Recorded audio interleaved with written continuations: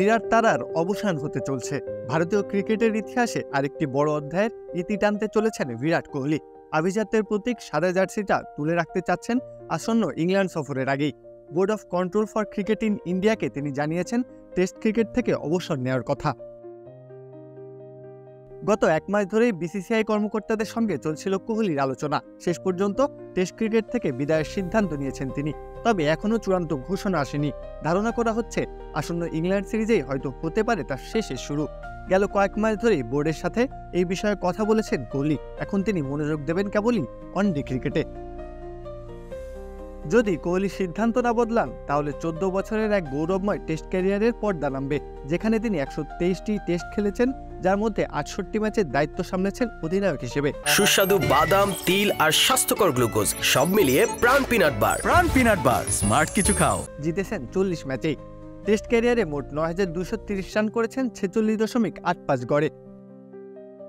তবে সাম্প্রতিক ফর্মটা ছিল না কোহলি সুলভ। 2024 সালের নভেম্বরে পার্থের টেস্টে তার শতক ছিল। তবে এর আগের শতকটি এসেছিল ওয়েস্ট ইন্ডিজের বিপক্ষে খেলা 2023 সালে। 2019 সালে দক্ষিণ আফ্রিকার বিপক্ষে পুনেতে অপরাজিত 254 করার পর তার গড় ছিল 55.10। কিন্তু গত 24 মাসে তার নেমে এসেছে 32.56-তে। তবুও দলের ম্যানেজমেন্ট এবং নির্বাচকরা মনে করেন ইংল্যান্ড সফরে কোহলির অভিজ্ঞতা অত্যন্ত গুরুত্বপূর্ণ।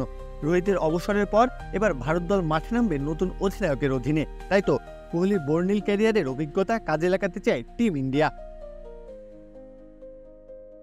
তবে শেষের অধ্যায় যে লেখা শুরু হয়েছে তা আর বলার অপেক্ষা রাখে না। ভারতের ক্রিকেটে একে একে সিনিয়রদের বিদায় যেন বার্তা দিচ্ছেন নতুন যুগের। তবে যুগের সেরা তারকার বিদায়টা কোথাও না কোথাও আক্ষেপ বাড়াচ্ছে সবার মনেই। এই তো কদিন আগেও ব্যাট হাতে মুগ্ধতা ছড়ানো কোহলিকে আর হয়তো দেখা যাবে না সাদা পোশাকে। তবুও সময়টা তো এমনই, যা বিদায় বলতে বাধ্য করায়। প্রেম ধীরে মুছে যায়, নক্ষত্রেরও একদিন মরে যেতে হয়। কোহলি নামের প্রেম অবশ্য আদেও কখনো মুছে ফেলা সম্ভব নয়। প্রত্যহ কাব্য, খেলা 71।